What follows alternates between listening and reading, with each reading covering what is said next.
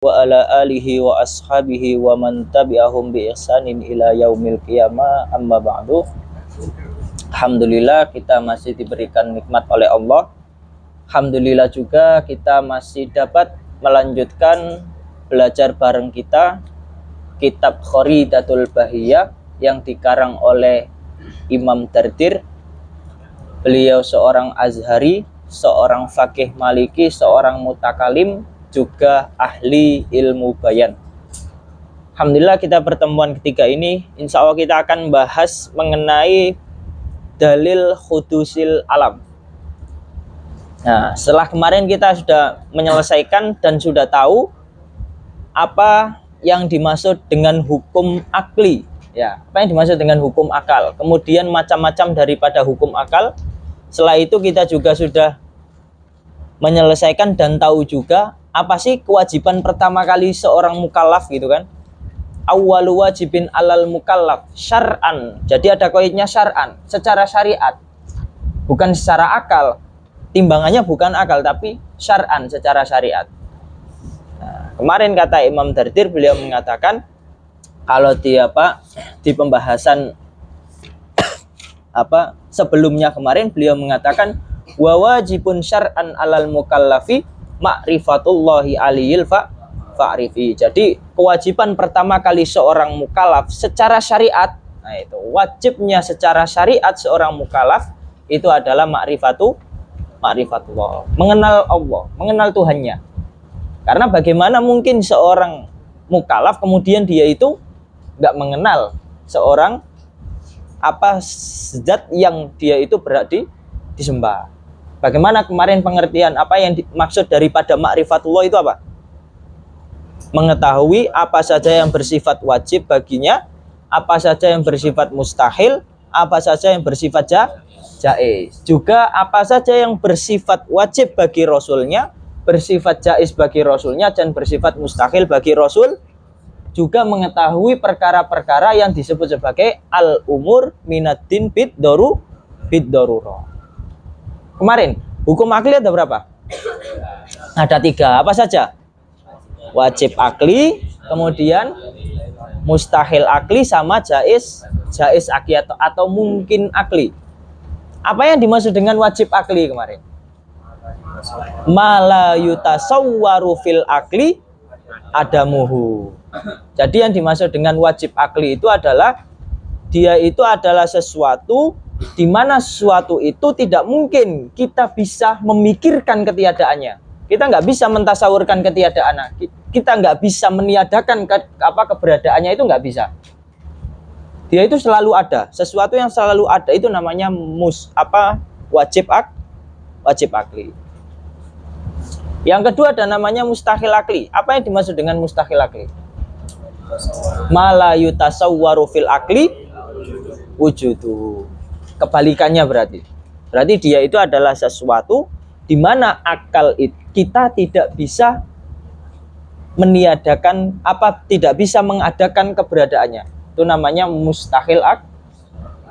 Kemudian yang ketiga ada namanya jaiz akli. Itu apa? Ma yasihhu fil akli wujuduhu wa adamuhu. Akal kita bisa memikirkan keberadaannya, juga bisa memikirkan ketiadaannya.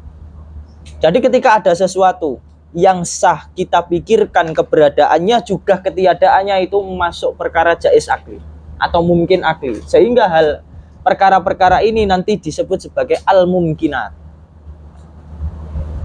Nah, ya. Tuh, disebut sebagai al-mumkinat. Nah, sekarang hari ini kita akan membahas tentang dalilul hudus. Burhan dalil hudusil alam. Itu.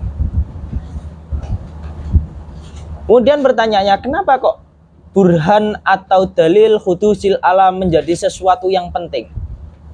Kan dari kemarin kita belum membahas inti daripada ilmu teologi atau ilmu kalam itu sendiri yang berkaitan dengan zat wajib bagi Allah, zat yang wajib, yang bersifat wajib, apa-apa yang bersifat wajib baginya, kemudian yang bersifat mustahil baginya, yang bersifat jaiz juga.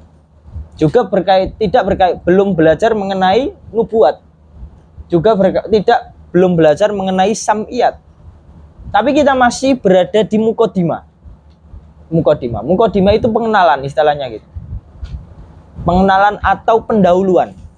Jadi sebelum kita masuk di bab inti, nah, ulama-ulama kalam memiliki suatu formula atau memiliki suatu metode di mana ilmu kalam nanti yang dikemas ini menjadi ilmu yang terstruktur dan memiliki metodologis yang bisa dipertanggungjawabkan. Gitu. Kenapa? Karena memang sebagian orang ada yang mengingkari tentang keberadaan alam. Itu. Ya. Ada sebagian orang atau sebagian kelompok yang mengingkari kalau alam ini sesuatu yang enggak ada. Sekarang bertanya, memang alam ini sesuatu yang enggak ada gitu? Jawabannya, ya enggak. Kalau sekarang apa yang kita lihat sesuatu yang ada. Namun secara asal alam itu sesuatu yang enggak ada. Nah, yang akan kita bahas di sini itu kenapa kok burhan dalil khudusil alam itu kita jadikan sebagai patokan, kita jadikan sebagai argumentasi untuk membuktikan kalau alam yang pertama, alam itu adalah sesuatu yang benar-benar ada dan dia itu adalah sesuatu yang diciptakan, dan sesuatu yang diciptakan tidak mungkin terlepas dari sesuatu yang menciptakan. Sehingga kita nggak bisa mengatakan kalau alam itu adalah sesuatu yang ada dengan sendirinya. Kemudian yang ketiga, dengan dalil ini kita bisa mengatakan kalau di sana itu ada sang pencipta. Siapa sang pencipta itu? Nanti diseleksi. Ibaratnya gitu. Sehingga kalau kita mau istilahnya mau fair, misal kalau mau mengatakan, andaikan kita belajar ilmu tauhid misal, kemudian tanpa mempelajari dalil khudusil alam gitu, sah nggak? Sah-sah saja. Iya. Kenapa? Karena memang ilmu tauhid itu tujuannya untuk isbatul aqaid ad-din diniyah. Nggak ada unsur raddus syubhi alaiha. Nggak ada unsur menolak syubhat yang datang atau yang menghujam akidah tersebut. Tapi di ilmu kalam nanti tugasnya dia itu punya dua sisi tugasnya. Tugasnya di samping dia itu isbatul aqaid ad-diniyah, menetapkan atau mengafirmasikan atau kesohihan akidah daripada umat ini yakni umat Islam. Juga kita diajarkan bagaimana cara kita menyusun suatu argumentasi sehingga akidah atau keyakinan yang kita anut adalah sebagai sesuatu yang bisa dipertanggungjawabkan. Nah, dari sana itu makanya ada istilah atau bab tersendiri sebelum masuk di pembahasan ilahiyat, itu adalah pembahasan dalil khudusil alam. Itu. Jadi tujuannya apa? Yang pertama, khulaso tujuan kita mempelajari dalil khudusil alam. Yang pertama kita ingin mengafirmasikan kalau alam itu benar-benar ada. Itu yang pertama. Yang kedua, kita ingin mengafirmasikan kalau alam yang ada ini yang memiliki keteraturan begitu teraturnya gitu kan, antara satu hal dengan hal yang lain itu memiliki korelasi, di mana manusia itu hampir tidak bisa memikirkan kenapa alam itu bisa memiliki korelasi yang sedemikian rupa. Tidak lain dia itu pasti ada penyebab yang menjadikan dia ada. Sehingga alam itu ada, juga ada yang mengadakan. Yang ketiga, tujuan kita mempelajari dalil khudusil alam untuk mentamyiz atau membedakan kalau yang namanya pencipta atau kita kenal sebagai Tuhan, kalau secara khususnya lagi ketika kita sebagai umat Islam yang kita kenal itu adalah Tuhan kita adalah Allah Ta'ala, itu berbeda dengan apa yang diciptakannya. Karena kalau kita nggak belajar ini, sebagian orang nanti akan punya anggapan dan punya pikiran kalau Tuhan itu sesuatu yang sama dengan makhluk. Takutnya seperti itu. Nah, orang-orang ini disebut sebagai antropomorfisme. atau mujassima. Kalau bahasa kitab ilmu kalam, literatur Arab itu biasa disebut sebagai al-mujassima. Kalau bahasanya mujtaba, orang Demak, antropomorfisme. Itu bahasa Demaknya gitu. Antropomorfisme. Antropomorfisme itu apa? Menjadikan sesuatu yang dia itu metafisik, sesuatu yang metafisik atau Tuhan, di mana Tuhan itu sesuatu yang nggak makhluk, itu dimakhlukkan. Dianggap sebagai sesuatu yang memiliki ciri-ciri seperti makhluk atau disamakan dengan makhluk. Itu. Oke. Yang pertama, sebelum kita bahas tentang itu, kita harus tahu dulu apa sih yang dimaksud dengan dalil. Kemudian sama nggak dalil dengan burhan? Karena ada sebagian kitab itu biasanya itu ditarjamanya itu dalil hudusil alam wa dzikrul burhan al-qati alaihi, dan menyebutkan burhan yang dia itu bersifat pasti, yang menunjukkan kalau alam itu benar-benar bersifat hadis. Nah, sekarang pertanyaannya, apa perbedaan antara al-burhan dengan ad-dalil atau al-hujjah? Ayo, kemarin kan kita sudah belajar ilmu mantik kan? Iya.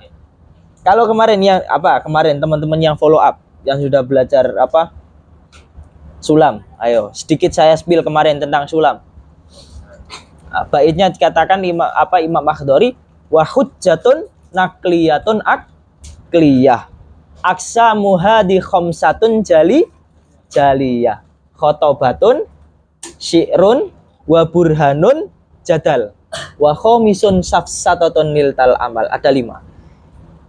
Jadi burhan itu berbeda dengan dalil. Kenapa? Karena burhan itu akhossu min dalil. Dalil itu sesuatu yang lebih umum, sedangkan burhan itu sesuatu yang lebih khusus. Ya. Kenapa? Karena al-burhan itu hanya mencakup sesuatu yang bersifat yakin. Ya, kemarin kan hujjah. Hujjah itu akliyah. Ada berapa hujjah akliyah? Hujjah itu ada 2, nakli sama akli. Kemudian hujjah yang akli, ada yang bersifat yakin sama ghairu yakin. Yang bersifat yakin disebut sebagai al-burhan. Sedangkan sesuatu yang bersifat ghairu yakin nanti ada beberapa kriteria. Ada yang dia itu bisa dipakai, ada yang nggak bisa dipakai. Yang bisa dipakai itu apa? Khotobatun sama jadal, ya kan? Sama jadal. Dialektika dengan retoris itu masih bisa dipakai, gitu. Sedangkan yang kedua, syi'run sama khotobah itu nggak berhak dipakai untuk berargumentasi.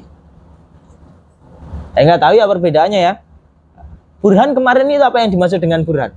Ayo. Apa yang dimaksud dengan burhan?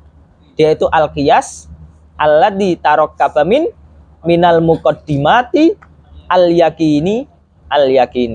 Sehingga wala yakunu illa aqliyatan. Yaitu enggak mungkin burhan itu kecuali dia itu sesuatu yang bersifat akli. Sehingga burhan itu dia itu adalah qiyas yang terangkai dari apa? Yang terangkai daripada muqaddimah atau premis-premis yang bersifat yakin. Ada berapa muqaddimat yang bersifat yakin kemarin?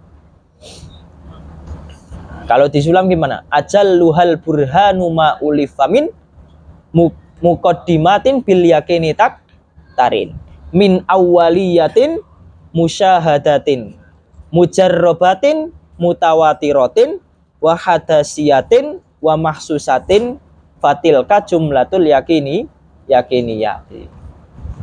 Apa saja itu?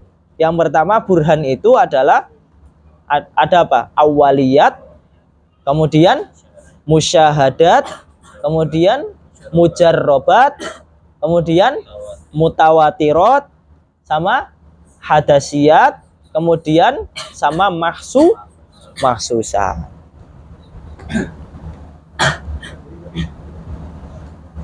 Jangan dilupakan kemarin bos ya. Ya, kita sudah belajar ilmu mantik mengenai hujjah kemarin kan?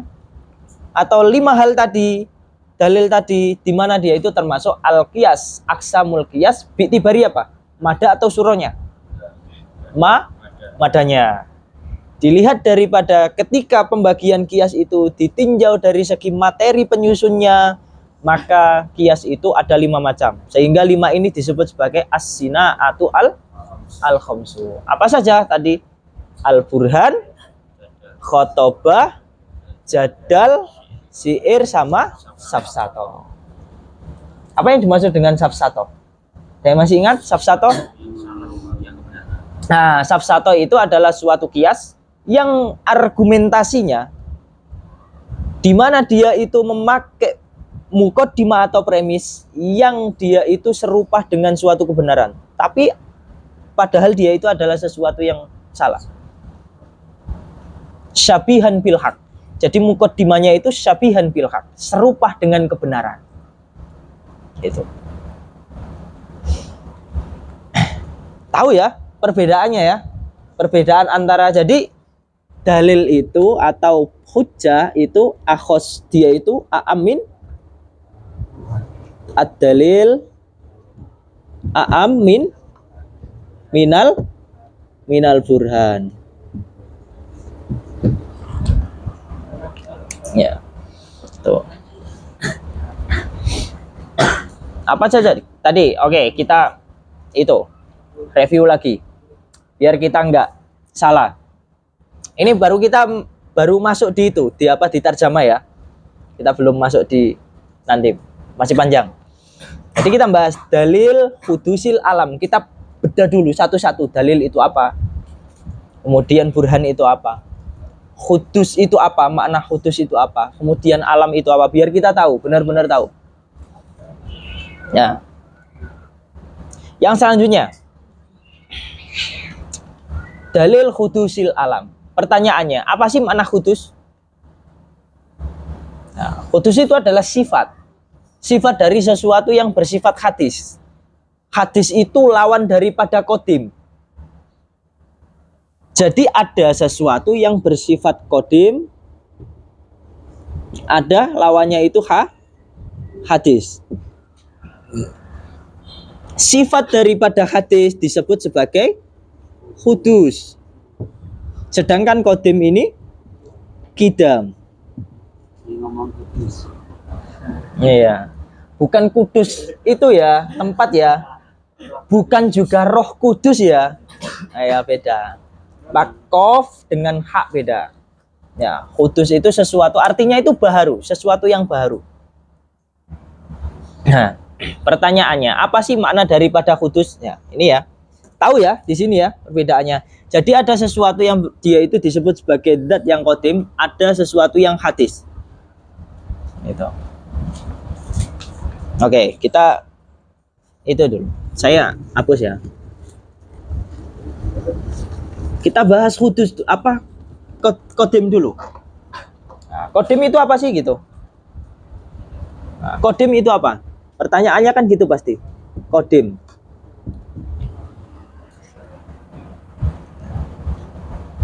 Kodim ini memiliki 2 makna. Ada yang mengatakan 3, tapi kita ambil yang 2 saja, yang apa? Yang mu'tabar. Yang pertama, kodim itu dia itu adalah sesuatu yang enggak butuh pada sesuatu yang lain. Itu makna pertama. Makna pertama itu kaunus syai'i ghairu muhtajin ila ghairihi. Ini makna pertama.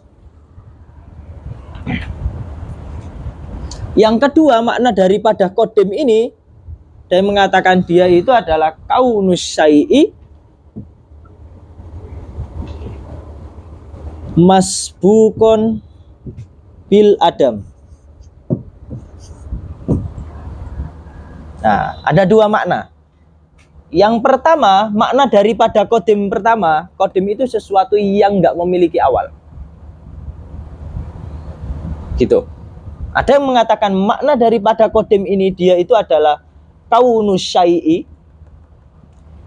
sesuatu hal ghairu muhtajin ila ghairi, sesuatu yang nggak butuh pada sesuatu yang lain. Nah, Sesuatu yang nggak butuh pada sesuatu yang lain. Makna pertama ini nanti disebut dengan al-qidam ad-dzati. Ini al-qidam ad-dzati. Ad-dzati. Sedangkan makna yang kedua, kaunu syai'i masbuqan bil adam.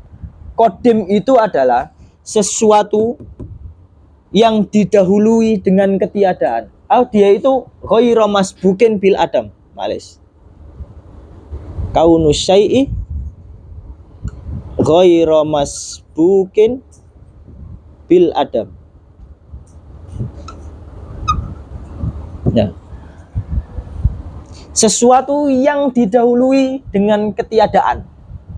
Apa tidak didahului dengan ketiadaan? Jadi qadim itu adalah sesuatu yang nggak pernah tidak ada. Jadi dia itu selalu ada. Karena dia nggak didahului dengan ketiadaan. Makna yang kedua ini dia disebut dengan al-qidam az-zamani.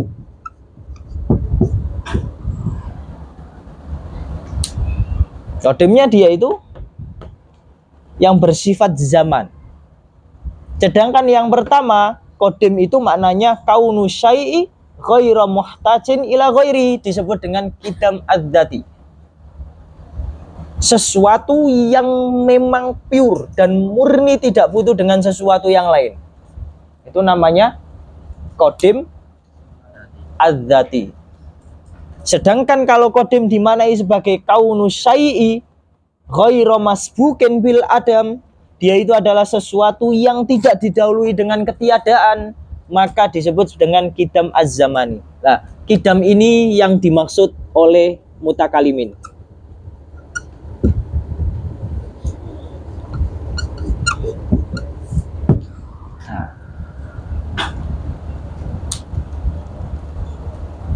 Ini, jadi qidam ini yang dimaksud oleh mutakalimin. Yang kedua, lawan dari qadim tadi apa?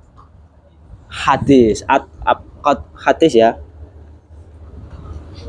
Atau jangan qadim, al-qidam, Mas Malis. Ini qidam yang benar. Qidam sama hudus. Hudus juga punya dua makna dia. Apa maknanya? Maknanya itu kaunus syai'i muhtajan ila ghairi. Dia sama, kebalikan berarti dari dengan keduanya. Kaunus syai'i muhtajan ila ghairihi. Nah, ini disebut dengan hudus dzati. Sedangkan yang kedua, maknanya kaunus syai'i masbukon bil adam. Dia disebut dengan hudus zamani. Nah, ini berarti ini yang dimaksud, hudus inilah yang dimaksud di sini. Apa di kitab atau di pembahasan ilmu kalam menurut mutakalimin. Ya.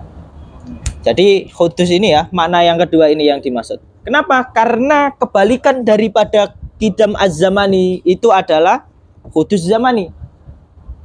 Lawannya al-muqabil dari qidam dzati, dia itu adalah hudus ad-dzati. Nah, pertanyaannya, mana yang dia itu yang dimaksud nanti di apa? Yang kita maksud di kitab ini gitu. Yang dimaksud di kitab ini adalah makna ini yang kedua. Hudus itu kaunus syai'i masbukon bil adam. Dia itu adalah sesuatu yang didahului oleh ketiadaan. Hudusnya disebut sebagai apa? Disebut dengan hudus zamani. Nah, itu.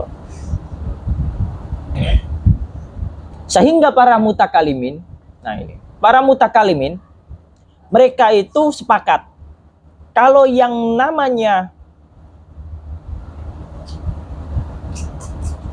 ini apa, mutakalimin itu sepakat menafikan sesuatu yang bersifat qadim.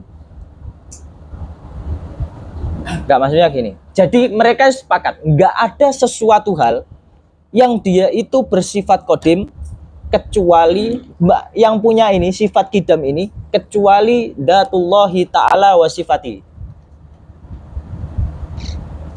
Sehingga qadim ini dia itu hanya diduduki atau nanti yang disifati oleh qidam ini, atau zatnya disebut dengan zat yang qadim atau disifati dengan qadim, dia itu dzatullahi ta'ala wa sifatu. Sedangkan selain daripada itu dia itu bersifat kudus.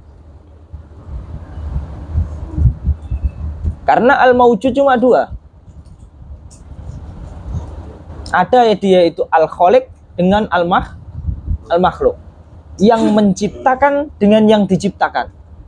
Siapa yang menciptakan? Yang menciptakan itu adalah Tuhan. Yang diciptakan itu siapa? Yang diciptakan itu namanya alam. Sehingga alam, segala sesuatu yang ada di alam ini, apapun yang teman-teman ketahui, apapun yang teman-teman pikirkan, itu bersifat kudus. Yang kalian pikirkan tentang alam ini pasti bersifat kudus. Kalau yang dimaksud di sini kudusnya maknanya apa? Maknanya yang kedua. Kaunus syai'i masbukon bil adam. Sesuatu yang didahului oleh ketiadaan. Sehingga awalnya dia itu adalah tidak ada. Makanya dikatakan apa? Sama Imam Dardir, hudusuhu wujuduhu ba'dal adam. Wujuduhu ba'dal adam. Nah, maksud daripada bait ini nanti ini yang dimaksud beliau. Tafsirannya di sini. Jadi hudusul alam. Dia maksudnya apa? Hudusul alam itu wujuduhu ba'dal adam. Keberadaannya itu didahului oleh ketiadaan. Jadi alam ini awalnya sesuatu yang enggak ada. Kemudian diciptakan oleh Tuhan, maka ada. Dan sesuatu yang enggak ada kemudian dia diadakan, itu sifatnya disebut dengan kudus. Zatnya dia itu sesuatu yang hadis. Hadis itu baru. Sehingga kalau teman-teman ditanya apa makna hadis, nah, kalau di ilmu tauhid atau ilmu kalam, makna hadis itu apa? Hadis itu kalau innal mutakallimin wujuduhu badal ada. Dia itu adalah sesuatu yang ada, yang diciptakan setelah ketiadaan. Jadi sebelumnya dia nggak ada, kemudian diadakan. Nah, itu paham ya makna hadis ya, makna kudus ya. Nah, itu. Namun nanti para falasifah mengatakan, kalau falasifah mengatakan, mereka itu mengatakan Allah itu qadim bidzati. Nanti kalau di kitab-kitab yang levelnya agak tinggi, nanti ada munaqasyahnya. Allah itu qadim bidzati. Sedangkan alam ini juga qadim, kata mereka. Alam juga qadim, tapi qadim bizaman, kata mereka. Itu qadim bizaman. Dengan konsep apa mereka kok mengatakan seperti itu? Salah satunya dia itu mabniyun ala annallaha ta'ala laisa fa'ilan mukhtaron. Karena Allah Ta'ala itu bukan pelaku yang ikhtiar, memiliki ikhtiar. Sehingga alam itu datang bukan, keberadaan alam bukan dia itu diciptakan atas ikhtiar atau kehendak Tuhan. Tapi memang dia itu bersifat mujib. Mujib itu adanya hubungan ilat dan maklul atau hubungan kausalitas. Nah, dari sana nanti sebenarnya panjang pembahasannya. Cuma di sini, yang penting intinya kita harus tahu yang dimaksud di matan ini nanti, yang dimaksud di kitab ini, kudus itu adalah kudus bizaman. Apa kudus bizaman? Kaunus syai'i masbukon bil adam. Ya kan? Apa? Keberadaan daripada sesuatu itu didahului oleh ketiadaan. Itu. Nah, yang selanjutnya kita harus tahu dalil khudusil alam. Sekarang pertanyaannya, alam itu apa? Apa? Duh.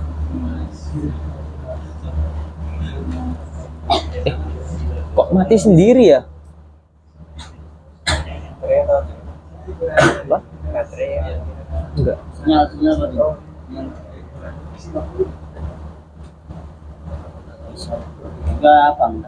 Oke. Apa-apa. Oke, sekarang tadi alam, kemudian pertanyaannya, alam itu apa sih gitu? Kan kita harus tahu ya. Karena kita yang kita jadikan objek kajian kita sekarang itu adalah seputar alam. Nah, alam itu apa gitu? Ada yang masih ingat? Alam itu kullu ma siwallah. Saya hapus boleh ya?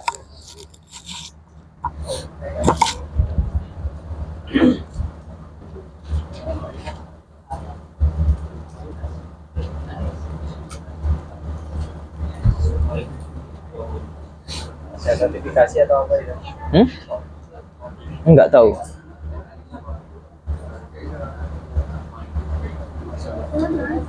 Iya. Nah, sekarang pertanyaannya, apa sih alam gitu? Itu kan ada yang mengatakan, ada yang mendefinisikan alam itu adalah kulluma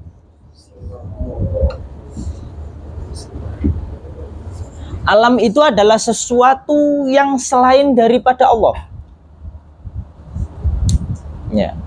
Selain daripada Allah dan zatnya itu namanya alam. Zat dan sifatnya yang melekat pada zatnya itu namanya alam. Sehingga kita kembali lagi, kita review lagi kemarin. Setelah dulu kita belajar ilmu logika atau ilmu mantik. Kemudian kita juga belajar ilmu makulat. Sebagaimana kemarin yang kita bahas di ilmu makulat. Makulat dulu ilmu yang membahas tentang apa? Dia itu ilmun yubahasu anil ajnas al-aliyah al-mumkinah al-mawjudah. Dia itu adalah ilmu yang membahas seputar genus superior atau jenis ali yang dia itu paling tinggi, genus yang paling tinggi, di mana genus atau rentetan semua itu dia itu adalah sesuatu yang bersifat maujud. Dia itu adalah sesuatu yang maujud. Ya. Hingga kalau kemarin kita review kemarin. Al-maklum atau al-idrokat ad-dihniyah. Maklum, misal. Maklum itu adalah sesuatu yang diketahui. Dulu kemarin maklum bagiannya secara awal apa? Maklum itu ada yang apa? Maujud sama makdum. Iya kan? Yang maujud dia itu ada yang wajib sama mungkin. Yang makdum ada yang mungkin, ada yang mustahil. Yang maujud yang mungkin ini dia itu ini yang disebut dengan alam. Ini letak alam di sini. Sedangkan sesuatu yang bersifat wajibul wujud itu adalah Allahu Ta'ala.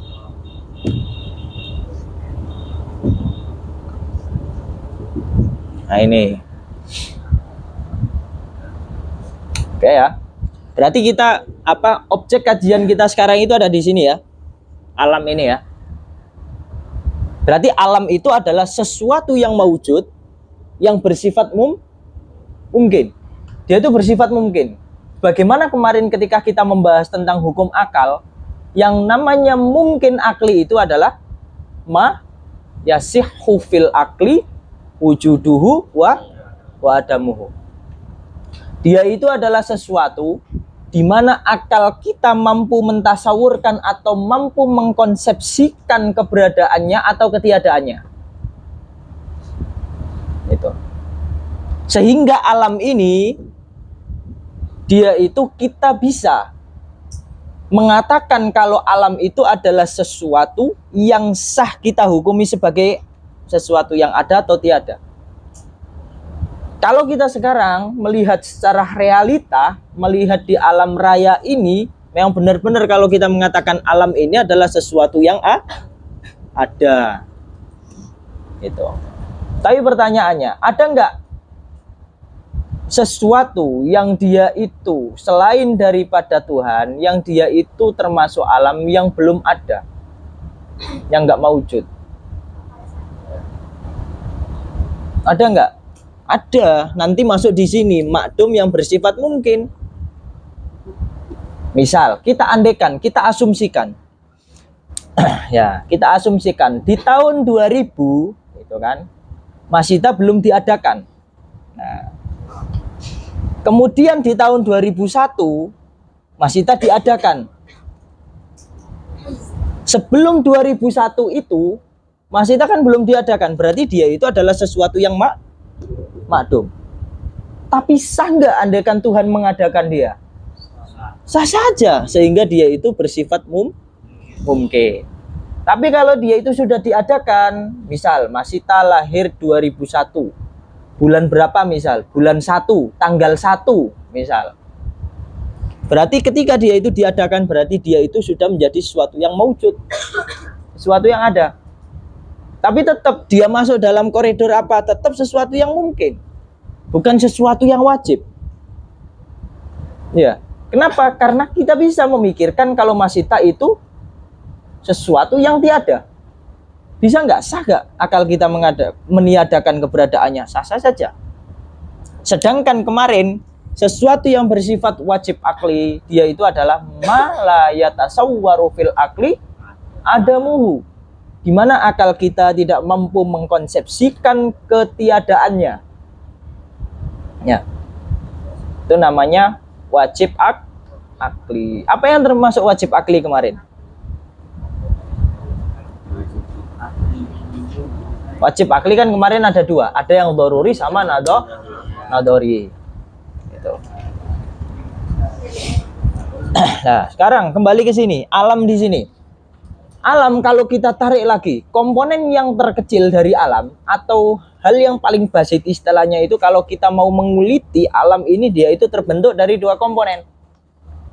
Terbentuk dari apa? Terbentuk daripada substansi dan aksiden, atau jauhar dan arot. Kalau bahasa Arabnya itu alam itu, kalau kita tarik garis ke bawah, kita tarik ke bawah lagi, ada dibagi jauhar sama arot. Jauhar itu atau disebut sebagai substansi, dia itu adalah zat inti. Ya. Sedangkan aksiden, dia itu adalah sesuatu yang meliputi inti tadi atau yang ikut inti tadi. Contoh, misal Azmi punya peci, inti dari pecinya itu namanya jauhar. Sedangkan sesuatu yang meliputi, sesuatu yang bisa kita indera, sesuatu yang bisa kita lihat dengan mata kita, itu semuanya termasuk arot kemarin yang kita pelajari di ilmu makulat. Mulai dari panjang pecinya, lebar pecinya, tinggi pecinya, warna pecinya, lembut atau kasar pecinya, itu semuanya arot atau aksiden. Kemudian jauhar. Jauhar ada yang jisim sama ghairu jisim. Itu. Kalau indal mutakalimin, kalau kita misal pakai torekonya mutakalimin, berarti alam di sini ada yang jauhar sama arot. Jauhar di sini yang dimaksud adalah jauhar farod atau entitas tunggal, entitas yang paling kecil. Itu. Entitas yang paling kecil ini atau disebut sebagai jauhar farod, kemudian ketika dia itu bergabung dengan jauhar farod yang lain, ya, dia bergabung dengan jauhar farod yang lain, minimal 2 jauhar farod indal asy'ariyah, maka dia itu akan membentuk jisim. Jisim nanti ini ada yang dia itu tumbuh dan berkembang, ada juga yang tidak tumbuh dan berkembang, seperti halnya bebatuan, kemudian tambang-tambangan, ya, mulai dari nikel, kemudian emas, perak, kemudian baja, semuanya ghairu namin. Bebatuan, granit dan lain sebagainya itu ghairu namin. Sedangkan yang namin, dia itu ada 2 klasifikasinya. Ada yang dia itu bergerak dengan keinginannya sendiri, disebut sebagai hayawan. Ada yang dia itu ghairuhu. selain daripada hayawan. Sehingga selain daripada hayawan ini dia itu masuk tumbuh-tumbuhan, lumut-lumutan, kemudian jamur, gitu kan, fungi, kalau bahasa biologinya kan fungi kan. Tuh. Kalau tumbuh-tumbuhan itu plante kan. Kemudian kalau yang hayawan ini dia itu punya sifat natikia, disebut sebagai apa? Insan. Sama ghairu insan. Ini ghairu insan banyak banget. Itu. Kalau insan ini dia itu banyak juga. Iya. Mustafa insan, saya insan, gitu kan, Ferdin insan, kemudian Azmi insan, Hiskil insan, gitu kan. Banyak banget di sini manusianya atau afrodnya. Nah, semua ini masuk rentetan ini namanya alam. Semua ini dia itu adalah kullu ma siwallah. Itu. Dan semua yang selain daripada Allah itu, nah ini saya kasih tanbih, dia itu pasti bersifat mungkin. Mungkin itu apa? Mungkin itu akal kita bisa memikirkan ketiadaannya atau bisa memikirkan keberadaannya. Dan sesuatu yang mungkin dia itu diadakan setelah dia tiada. Sehingga dia juga alam ini memiliki sifat apa? Hudus. Wujuduhu ba'dal adam. Wadidduhu huwa musamma bil qidam. Jadi alam ini, kata Imam Dardir, hudusuhu, kebaharuan alam ini. Kebaharuan maksudnya apa? Wujuduhu ba'dal adam. Keberadaan alam ini asalnya, secara asal dia itu adalah diadakan setelah dia itu tiada. Jadi awalnya alam ini nggak ada, kemudian diadakan oleh Tuhan. Tuh. Paham ya? Setelah itu, setelah diadakan oleh Tuhan, maka dia itu disebut dengan istilah hudus sifatnya. Wadidduhu, dan kebalikan daripada dia itu, kebalikan daripada hudus itu apa? Al-qidam. Kalau hudus itu ada kaunus syai'i masbuqan bil adam, dia itu sesuatu yang didahului dengan ketiadaan. Kalau qidam berarti adalah kaunus syai'i ghairu masbuqin bil adam. Berarti dia itu adalah sesuatu yang tidak didahului oleh ketiadaan. Itu namanya qidam. Dan qidam itu pasti ulama mutakalimin atau para teolog sepakat kalau sesuatu yang dia itu masuk dalam cakupan atau klasifikasi qidam itu cuma satu, dzatullahi ta'ala wa sifatuhu. Dzatnya Allah Ta'ala juga sifat kamalnya Allah Ta'ala yang tiada batas itu masuk pada qidam. Itu.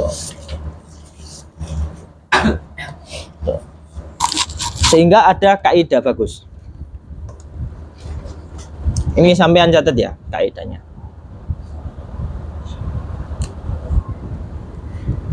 Kaidahnya berbunyi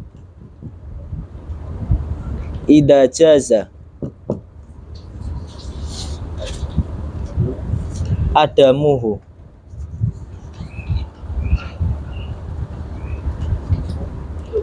istahala qidamuhu. Kenapa? Li'annama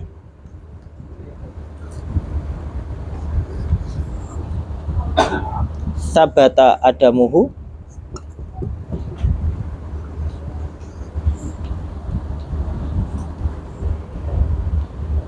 istahala qidamuhu. Ini kaidahnya gini. Sampean catat kaidahnya. Kaidahnya berbunyi gimana? Idza jaza adamuhu.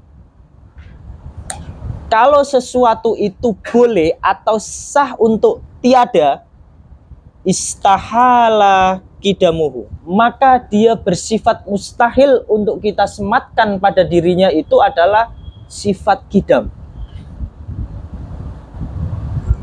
Kenapa? Li'anna ma sabata adamuhu, karena sesuatu yang ketiadaannya itu tetap atau tetap ketiadaannya, istahala kidamuhu, maka dia itu adalah mustahil disifati dengan kidam.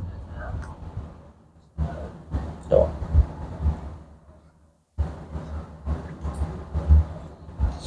Itu. Sehingga apa khulasonya? Sehingga khulaso daripada ini apa?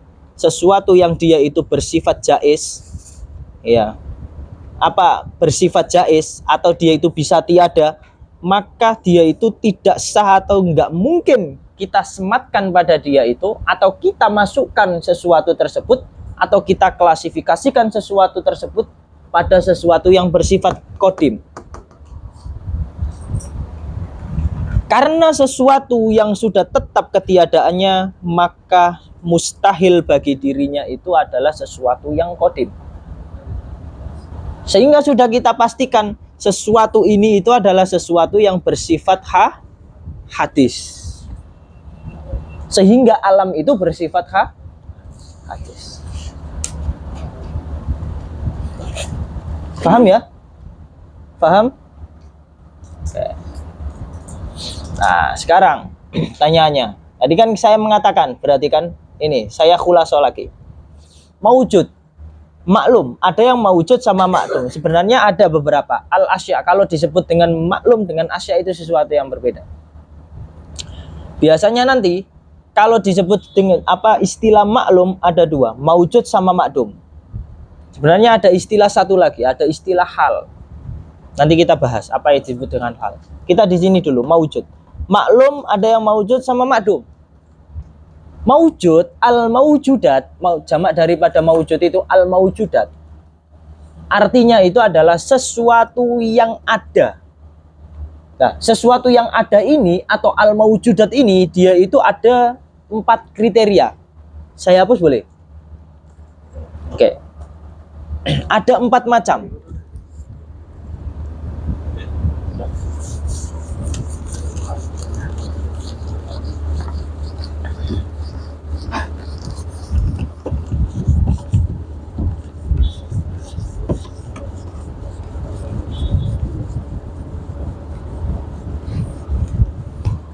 Nah, jadi al-maujudat itu ada 4 macam. Al-maujudat arba'atun. Ada yang dia itu kismun ghaniyun,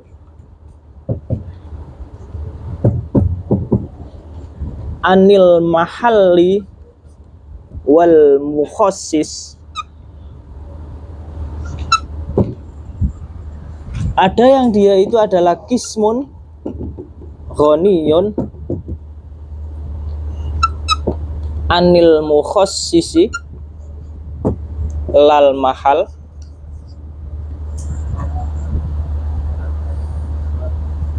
Atau dia itu kismun qaimun bimahal, itu gampangannya ya. Kismun qaimun bimahal wala yahtaju ila mukhassis. Yang ketiga, ada yang dia itu kismun yahtaju, dia itu kismun muftakirun kalau bahasanya.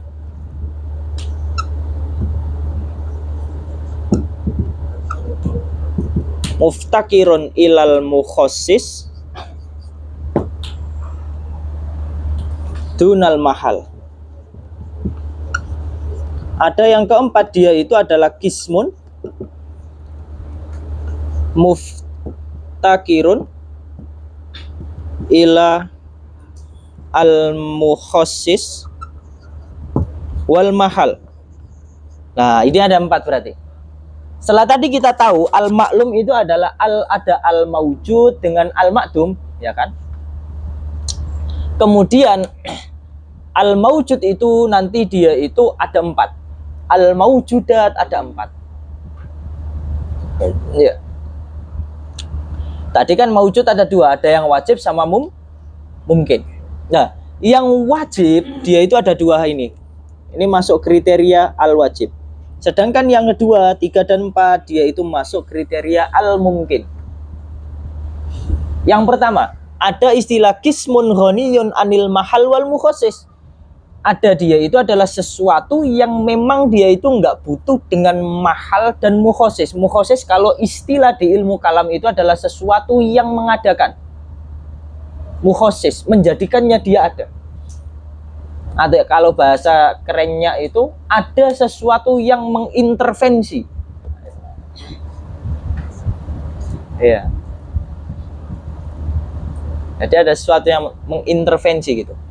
Apa sesuatu yang memang dia itu sepi daripada intervensi, juga dia itu sepi daripada mahal. Mahal itu memang sesuatu yang nggak ada objek untuk menempatinya atau melekat. Gitu. Apa? Di sini itu cakupannya dzatullahi ta'ala. Ya. Yang kedua, kismun qaimun bimahallin wala yahtaju ila mukhassisin. Dia itu adalah sesuatu hal al-maujud yang ada, benar-benar ada, namun dia itu keberadaannya itu bergantung pada mahal, dia itu ada pada mahal, qaimun bimahal. Namun dia nggak diadakan. Nggak ada pihak luar yang mengintervensi dirinya untuk ada. Nah, ini adalah masuknya itu cakupannya sifatullahi ta'ala. Kenapa sifat Allah itu masuk di sini? Ya, karena sifat Allah itu bukan sesuatu yang diadakan, karena dia itu memang benar-benar ada. Bukan sesuatu yang didahului oleh ketiadaan, ya kan? Karena memang dia bersifat qidam. Di mana qidam itu apa? Kaunus syai'i ghairu masbukun bil adam. Dia itu adalah sesuatu yang enggak didahului oleh ketiadaan. Namun dia itu qaimun bimahal. Qaimun bimahalnya itu apa? Dia itu qaimun bidzatillahi ta'ala. Sepertinya sifat wujudiyah. Nanti kalau kita bahas, ada namanya istilah sifat wujudiyah atau sifat kamal. Masuk di sini. Yang ketiga, kismun muftakirun ilal mukhassis dunal mahal. Dia itu adalah maujud yang dia itu butuh pada mukhassis, namun dia itu nggak butuh pada mahal. Apa di sini? Di sini adalah jauhar. Jamaknya jawahir. Kenapa? Karena ya memang jauhar itu bukan sesuatu yang butuh atau melekat pada sesuatu yang lain. Namun dia itu diadakan oleh sesuatu yang lain. Ya. Kenapa? Karena memang jauhar itu kan tadi ya, dia itu adalah komponen yang paling inti daripada alam ya. Inti daripada sesuatu, substansi daripada sesuatu.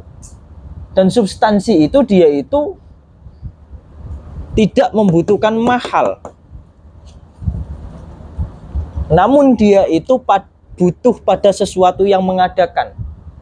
Kenapa? Karena memang jauhar itu alam, dan alam itu nggak mungkin dia itu ada sendiri tanpa dia diadakan oleh sesuatu yang mengadakan. Yang keempat, ada istilah kismun muftakirun ilal mukhassis wal mahal. Dia itu adalah sesuatu yang memang keberadaannya itu diintervensi oleh pihak yang lain, dan dia juga butuh mahal untuk ada. Apa? Arod atau arodun, jamaknya arod. Kenapa arod dia itu masuk pada kismun muftakirun ilal mukhassis wal mahal? Karena memang pertama, arod itu dia itu adalah sesuatu yang melekat pada jauhar. Kalau jauhar saja dia itu adalah sesuatu yang diciptakan atau dia itu adalah sesuatu yang diintervensi oleh sesuatu yang lain, berarti arot pun begitu. Ya. Kemudian kalau jauhar dia itu adalah sesuatu yang nggak butuh pada mahal, maka kebalikannya, arot dia itu butuh pada mahal. Kenapa? Karena arot dia itu nggak akan ada atau nggak teraktualisasi tanpa dia itu melekat pada jauhar. Sehingga arot ini masuk dalam cakupan yang keempat ini.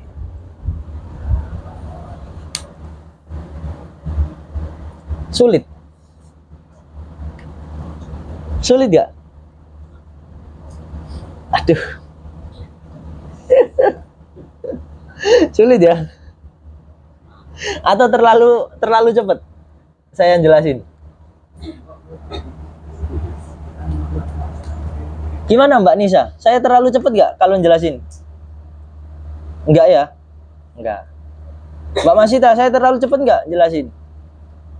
Enggak ya? Enggak.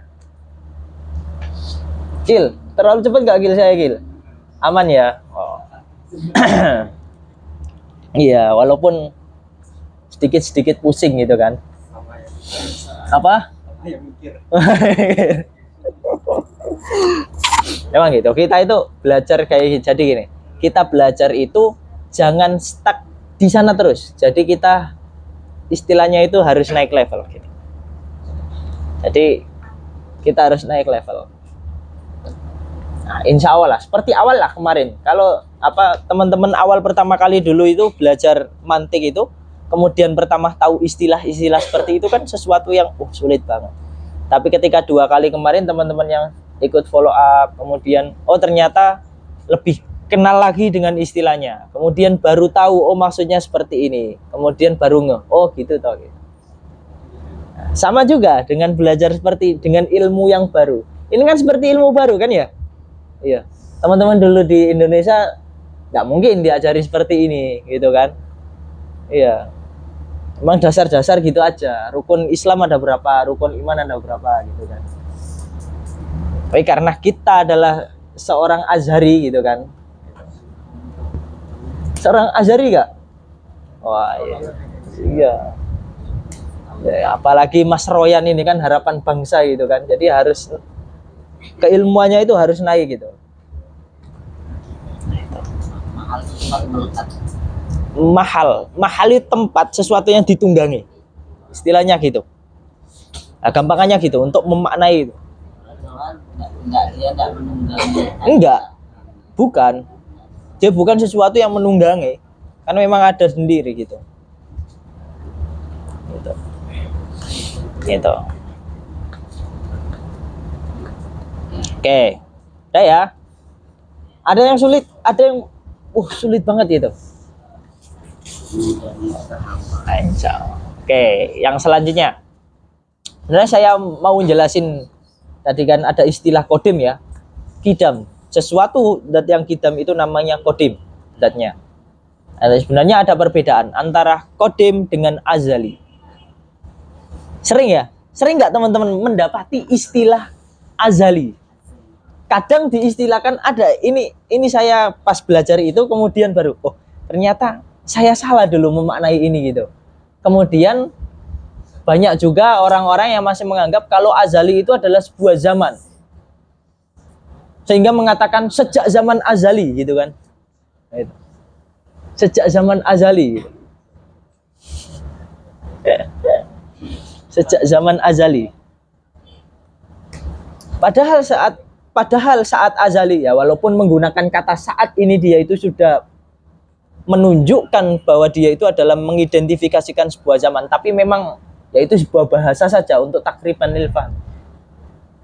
Padahal sejak azali belum diciptakannya sesuatu hal. Dan belum diciptakannya sesuatu hal, belum ada alam, berarti waktu juga belum ada. Karena waktu dia itu adalah juz'un min ajza'il alam. Itu. Ya.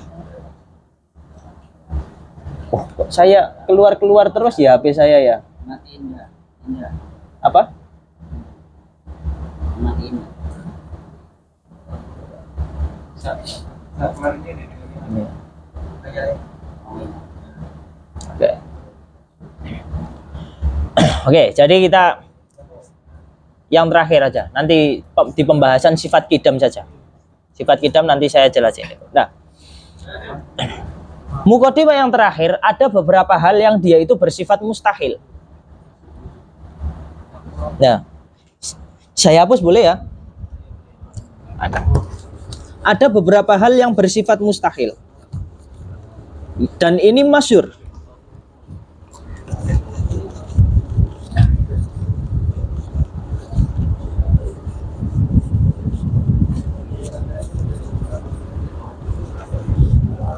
Bahkan kalau teman-teman kemarin yang ikut follow up juga sering mendengarkan istilah ini. Ada istilah daur, ada istilah tasalsul, dan yang satu ini belum saya jelasin. Ada istilah tarjih bila murajjih.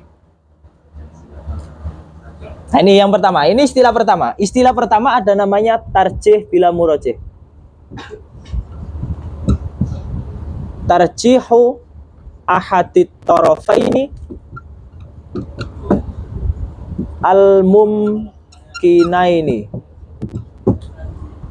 Ini dia, itu beberapa hal yang bersifat mustahil. Yang kedua ada istilah at-tasalsul.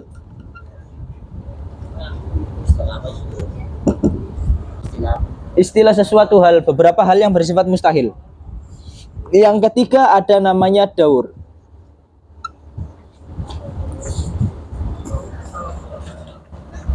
Nah, yang pertama ada istilah tarjihu ahadit tarafaini al-mumkinaini. Tarjih itu artinya itu merojihkan. Tahu artinya merojihkan ya? Memberatkan, menitik beratkan sesuatu hal. Jadi memberatkan salah satu di antara dua torof atau dua sisi yang bersifat mungkin. Tanpa adanya murojih, tanpa adanya pemberat. Misal, saya analogikan gini. Misal kalau teman-teman ada dan punya neraca, ya, atau timbangan, di mana timbangan itu punya dua torof, ya. Kalau timbangan itu nggak ada pemberatnya, nggak ada, kalau bahasa timbel ya, nggak ada timbelnya atau pemberatnya, maka salah satu sisi itu juga nggak akan terberatkan. Sekarang pertanyaannya, masuk akal nggak? Ada dua torof atau ada dua sisi yang dia itu bersifat setara, musawi, ya, bersifat musawi itu setara. Karena sesuatu yang bersifat mungkin antara keadaan, keberadaan dan ketiadaannya dia itu bersifat setara. Walaupun secara asal dia itu adalah sesuatu yang ditiadakan, sesuatu yang nggak ada, bersifat mungkin secara asalnya.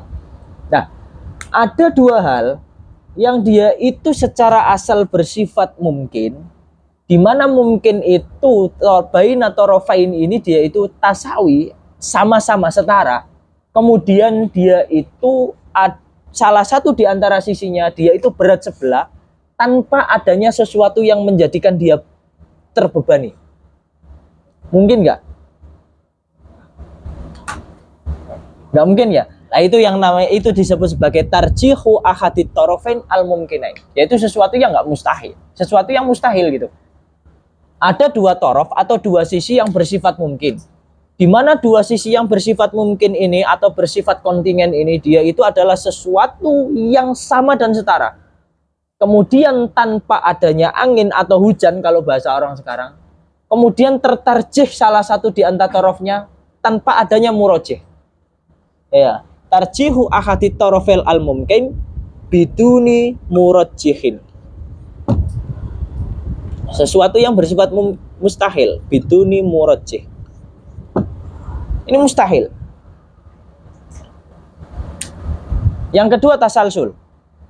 Kalau tasalsul itu sebagaimana kemarin saya juga pernah menjelaskan, dia itu tartibu umurin ila ghairin nihaya. Jadi dia itu tartib umurin ila ghairi nihaya fi janibil madi. Itu tasalsul. Ini juga sesuatu yang mustahil. Jadi tasalsul itu adalah rantaian yang kita tarik ke belakang, di mana rantai yang kita tarik ke belakang itu silsilanya itu, dia itu nggak memiliki ujung. Itu ada sesuatu yang bersifat mustahil. Kita tarik fi janibil madi. Itu. Misal alam, iya kan? Alam ini diciptakan oleh siapa? Misal, andaikan, oh dia itu diciptakan oleh bagian daripada alam. Pertanyaannya, bagian daripada alam diciptakan oleh siapa? Diciptakan oleh bagian lagi, sampai bagian yang nggak memiliki sampai ujung daripada alam itu. Kemudian, oh dia itu alam diciptakan oleh siapa? Oh diciptakan oleh Tuhan. Misal, kalau Tuhan ini bersifat apa? Oh bersifat mungkin. Berarti bersifat mungkin diciptakan oleh sesuatu yang dia itu menciptakannya lagi. Sehingga sesuatu yang menciptakannya lagi diciptakan oleh sesuatu yang menciptakannya lagi. Ila ghairi nihaya. Itu bersifat mustahil. Ya. Oke, kemudian yang ketiga ada istilah daur. Daur ini sebagaimana kemarin yang sudah pernah saya spill, daur itu ada dua hal. Ya. Kalau daur itu ada dua hal. Daur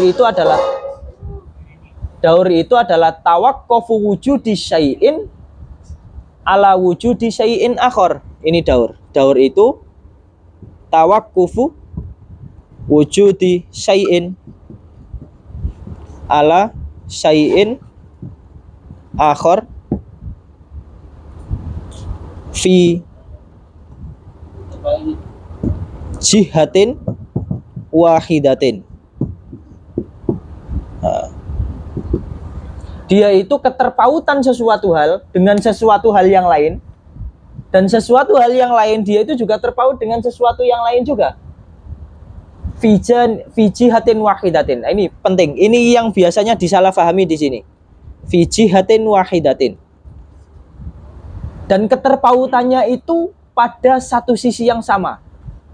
A, dia itu keberadaannya butuh dengan B. Dan B, keberadaannya butuh pada A.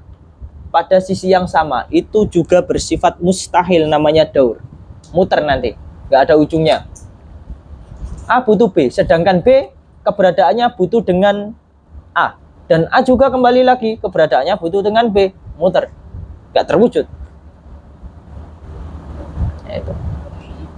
Jadi sesuatu yang bersifat mungkin di sini, istilah-istilah ini ada berapa? Ada tiga. Tarjihu ahadit tarafain al mungkin biduni murajih. Kemudian ada istilah tasalsul sama ada daur. Daur yang bersifat mustahil di sini, dia itu disebut dengan istilah daur sabaki. Karena daur ada dua ya. Ada daur ma'i sama daur sabaki. Kalau daur ma'i sesuatu yang nggak bersifat mustahil, sebagaimana kemarin yang kita pelajari di makulat idhofah, itu masuk dalam ranah daur ma'i. Ya, sedangkan daur yang bersifat mustahil dia itu adalah daur sabaki. Oke. Nah, ini mukadimahnya di sini. Sekarang kita buka kitabnya. Nah, sekarang buka kitab. Oke.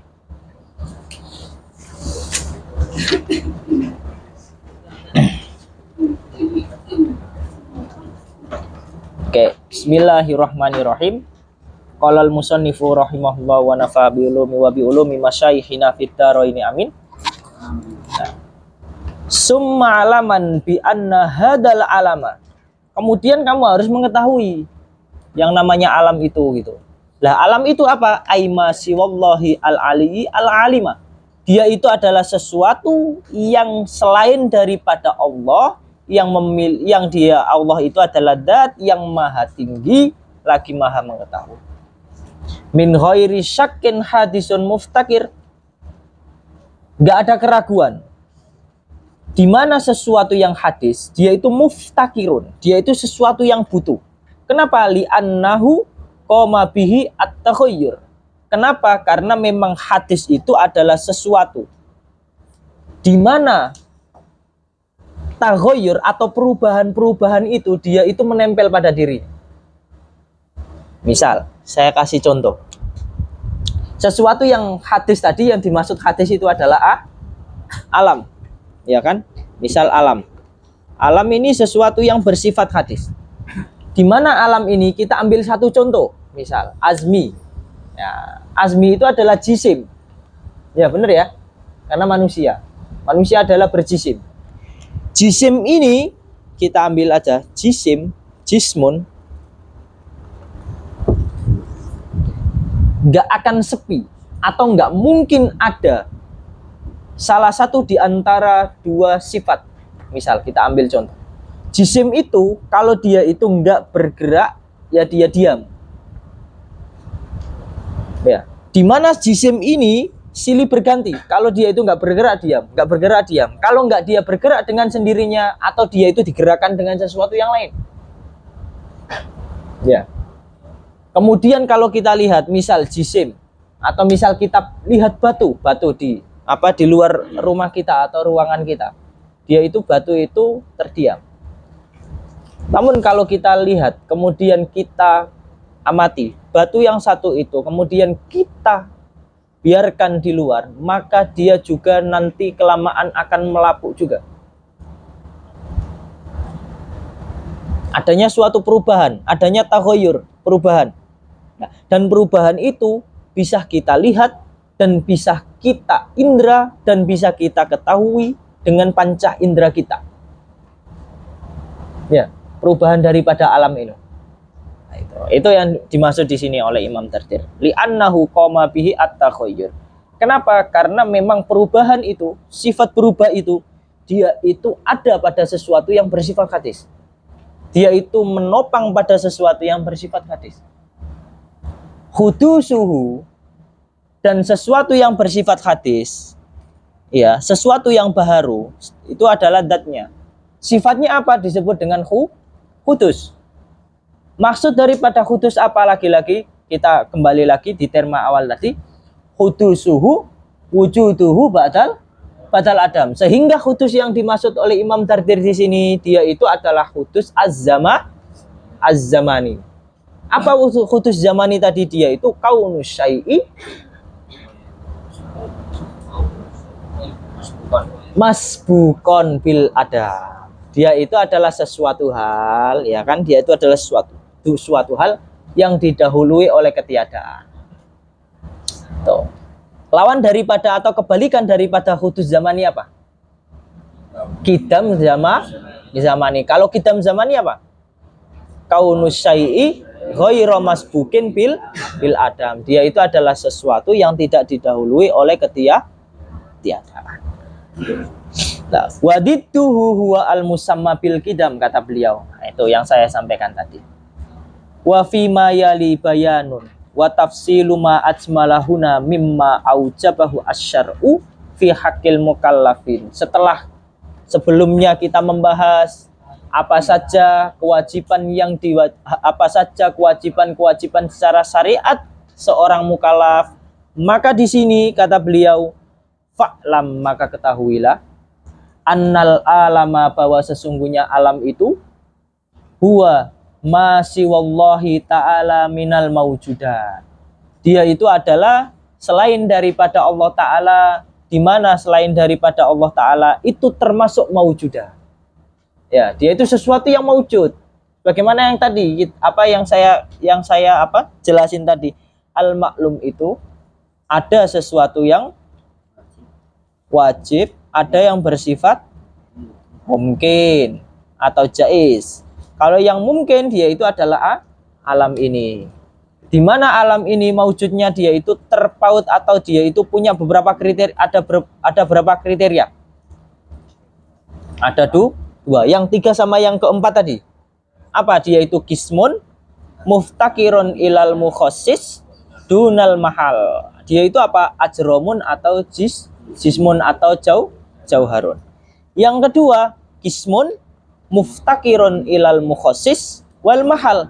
Apa? As-sifat al-hadisa atau al-arad. Kemudian hadisun, kata beliau, hadisun muftakirun ila muhdisin. Dan sesuatu yang hadis, dia itu butuh pada sesuatu yang mengadakan. Muhdis itu artinya sesuatu yang mengadakan. Wal khudus, dan khudus itu apa maknanya? Al wujud ba'dal adam. Dia itu adalah wujud di mana wujud itu didahului oleh ketiadaan. Nah, itu namanya apa? Namanya hudus. Nah, kemudian kata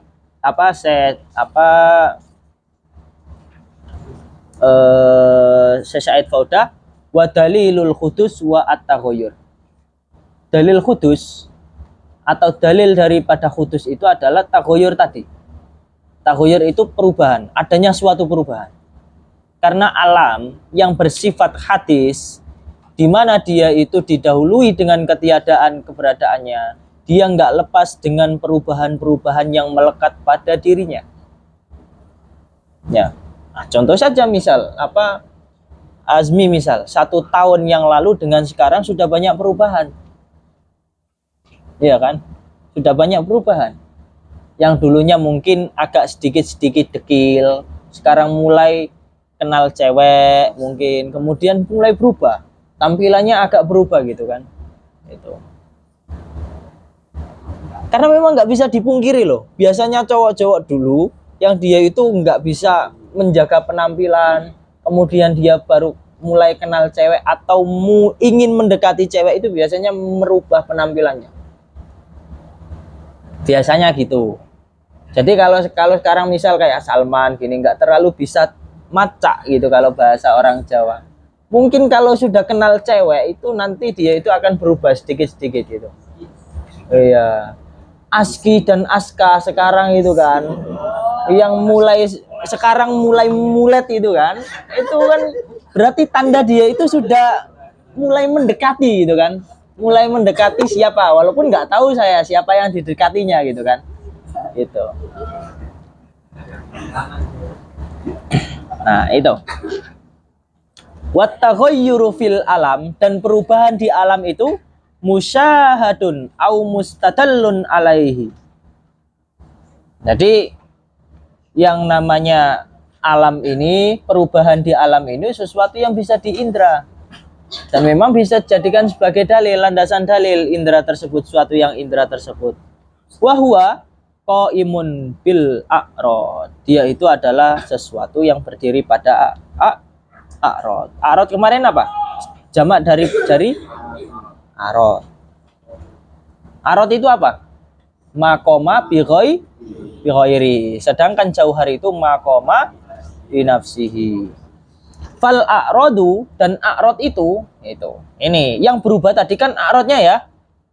A'rad itu hadisatun. Dia itu adalah sesuatu yang hadis. Li'anna taghayyura, karena perubahan itu dalilul khudus. Karena perubahan yang ada di a'rad itu menjadi dalil daripada khudus tadi.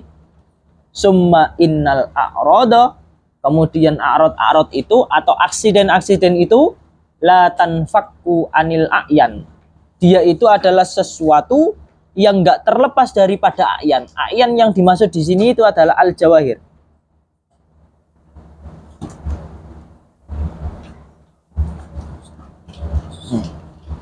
Sehingga kalau kita memahaminya gini. Iya.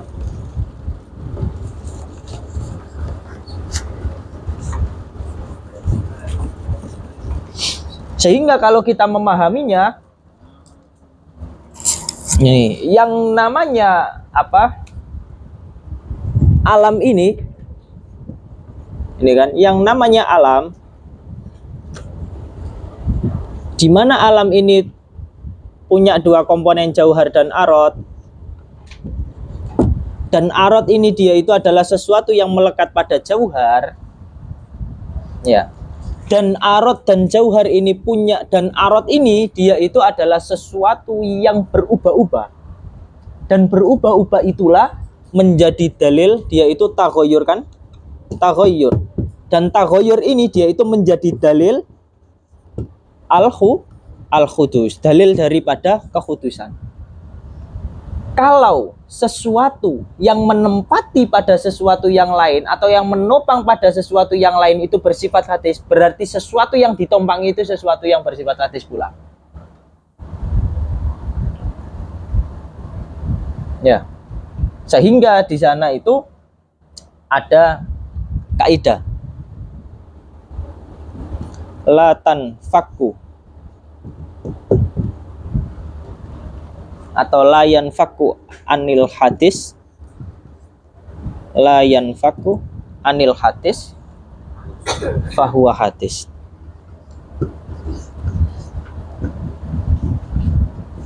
Ini dalilnya. Sesuatu yang enggak terlepas daripada sesuatu yang hadis, berarti dia itu adalah sesuatu yang hadis pula. Gitu. Sehingga kata beliau, dalilu hada al-musyahada, dalilnya itu di sini adalah musyahadah, sesuatu yang bisa diindra. Wa ma la yanfaku anil hadis fahuwa hadis.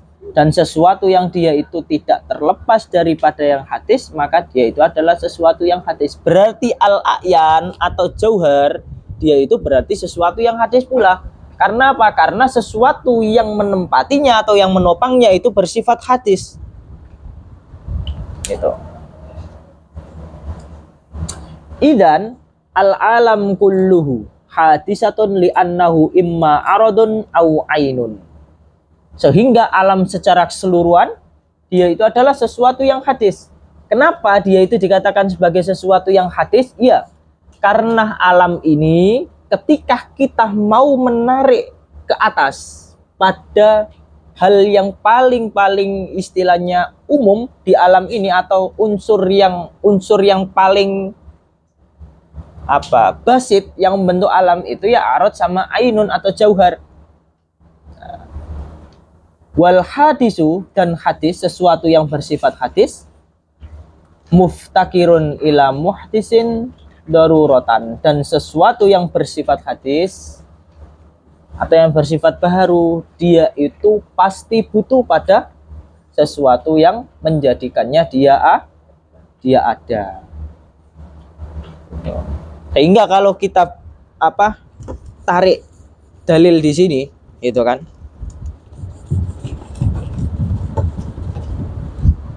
ini kita jadikan suatu argumen, kita tarik sebagai argumen, kita susun sebagai kias sakel awal mungkin. Nah, ini dalil kias iktironi syakal awal. Kita aja. Al-alam ini kan kulluhu jauharun, kulluhu imma jauhar au arad atau jama'a arad. Itu.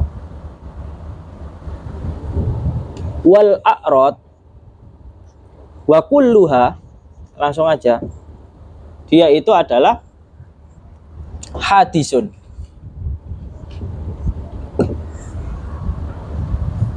Loh, sekarang kan menjadi pertanyaan gitu kan. Sehingga kalau kita hanya mengatakan seperti ini, al alam kulluhu imma jauhar wa kulluha hadis. Ya. Ini adalah kias sakal berapa?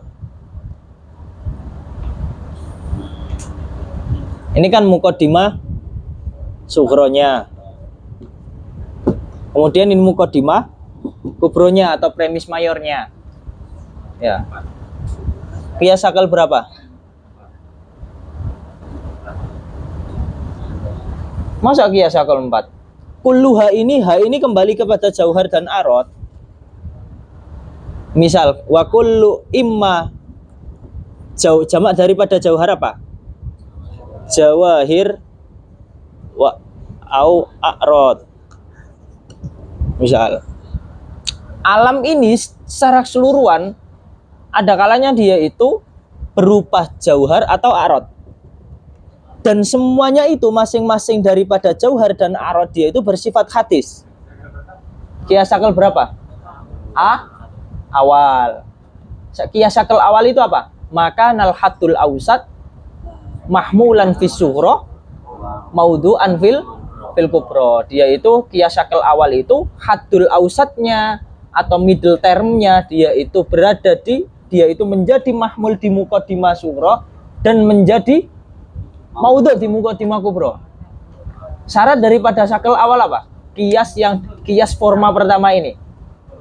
Wa syartuhul ijabu fi sughrahu wa antura kulliyatan kubrahu. Jadi muqaddimah sughra atau premis minornya dia itu harus ijab atau mujab, harus positif.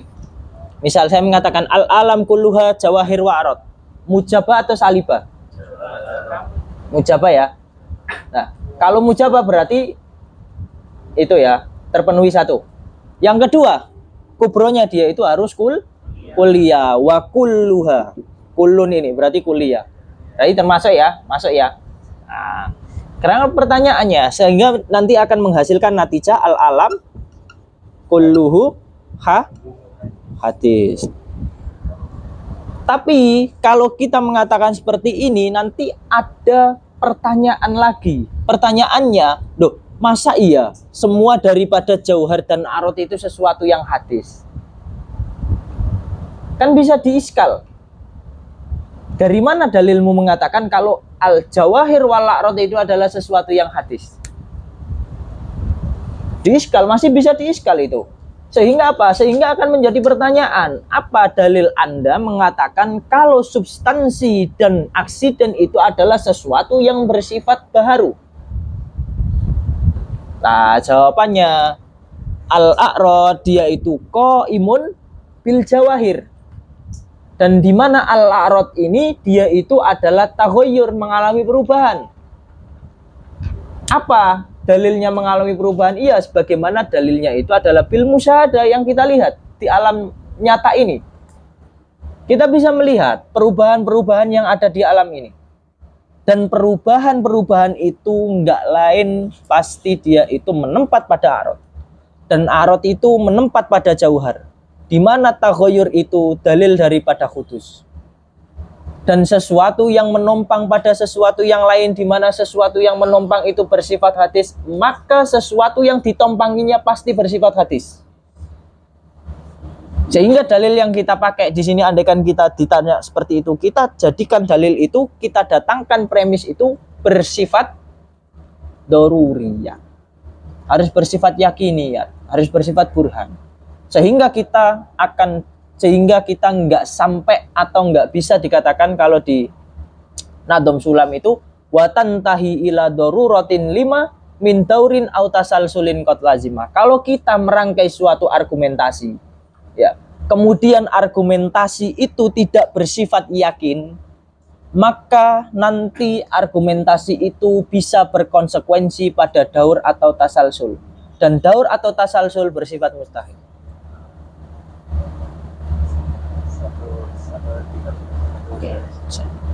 Oke, itu ya. Nah, itu kita sedikit praktek. Ya, praktek tentang ilmu mantik, juga praktek tentang ilmu makulat yang ada di kitab ini. Itu. Mungkin itu yang bisa saya sampaikan. Kurang lebihnya saya mohon maaf. Akhirul kalam. Wassalamualaikum warahmatullahi wabarakatuh.